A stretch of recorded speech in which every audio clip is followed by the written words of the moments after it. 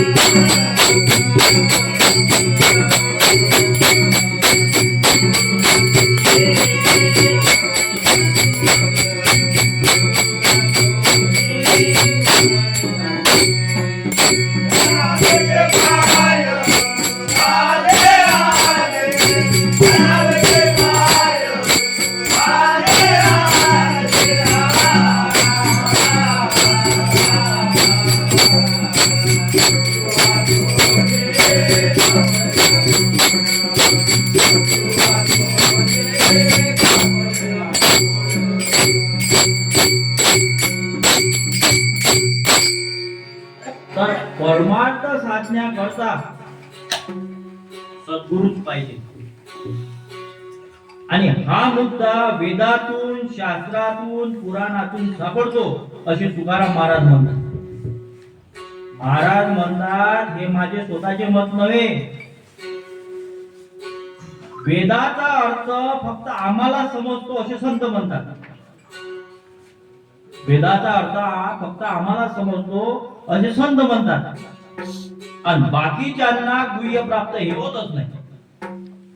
म्हणून ते त्याचे वर्णन करतात. ते म्हणतात, वेदाचा तो अर्थ आम्हाशी जो ठावा, वेदाचा तो अर्थ आम्हाशी जो ठावा, आणि निरांनी वावा भार माता. म्हणजेच काय? तर हे गुह्य आम्हालाच प्राप्त झाले. गुरुमुखे वेद पवित्र, गीता भागवत आदी त्या मुखाने पवित्र होतात. गुरुमुखे वेद पवित्र, गीता भागवत त्या मुखाने पवित्र होतात. पण आपण ते वाचून पवित्र होत नाही. पहा, कृष्णाची गीता ही पवित्र का?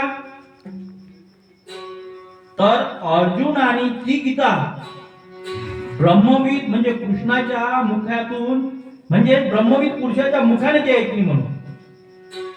आणि म्हणून जेने गीता उपदेशिली आणि ते हे विजेवरी मावली. भगवंताने अर्जुनाला, जनार्दनाने नाथाला, निवृत्तीनाथाने ज्ञानोबाला ब्रह्म हे दाखवले. मग खरे काय? तर खरे एवढेच की पुराणे पाहून वेद पाहून हा जो रस स्वाद आहे हा मी घेतला व त्याचा सार काढला असे संत म्हणतात. हे वेदाचे गवल सकळ ज्ञानाचे सार, आणि पाहता विचार हाची करती पुराणे. मग कैसे रे बंधन. म्हणजेच काय? तर पुराणीचा इतिहास आणि गोड रस सेवित. मग सगळ्या शब्दातून खरे काय आहे? सगळ्या शब्दातून, जुन्या लोकांच्या शब्दातून खरे काय आहे? तर एवढेच खरे आहे की सद्गुरु वाचुनी सापडेना सोय आणि धरावे ते पाय आद्य. मनुष्याला सद्गुरु मिळालाच पाहिजे. मनुष्याला सद्गुरु हा मिळालाच पाहिजे. सद्गुरु म्हणजे कोण? तर संत हे मिळालेच पाहिजे. आणि संत जर भेटतील तरच ईश्वर प्राप्ती होते. आणि बाकीचे सर्व गवर आहे. ते दिल गवर जाणे तो विरळा, ते दिल गवर जाणे तो विरळा, आणि ब्रह्मी ब्रह्मगळा साधुके. त्याचप्रमाणे संत भेटी न होता, संता वाचुनिया नाम नये हाता, आणि साधने साधिता मोठी वय. मग असे काय? असे का? तर नामस्मरणाने देव हा मिळत नाही. नामस्मरणाने देव हा मिळत नाही. त्याचप्रमाणे इतर साधनानेही तो मिळत नाही. मग देव हा कशाने भेटतो? तर फक्त सद्गुरु सेवेने म्हणजे संत सेवेने तो भेटतो. आणि म्हणून यासाठी काय केले पाहिजे? तर यासाठी संत त्याचे वर्णन करतात. ते म्हणतात, यासाठी जप, यासाठी तप,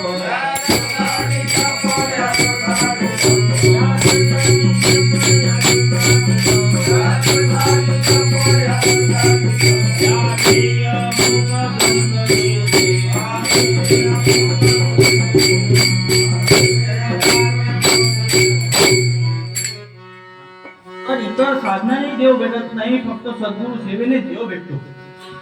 आणि म्हणून याच्यासाठी जप आणि याच्यासाठी तप. मग तप कोणते? तर एकादशी ही का करावी? तुळशी माळा ही का घालावी? नामस्मरण हे का करावे? व्रते का करायची?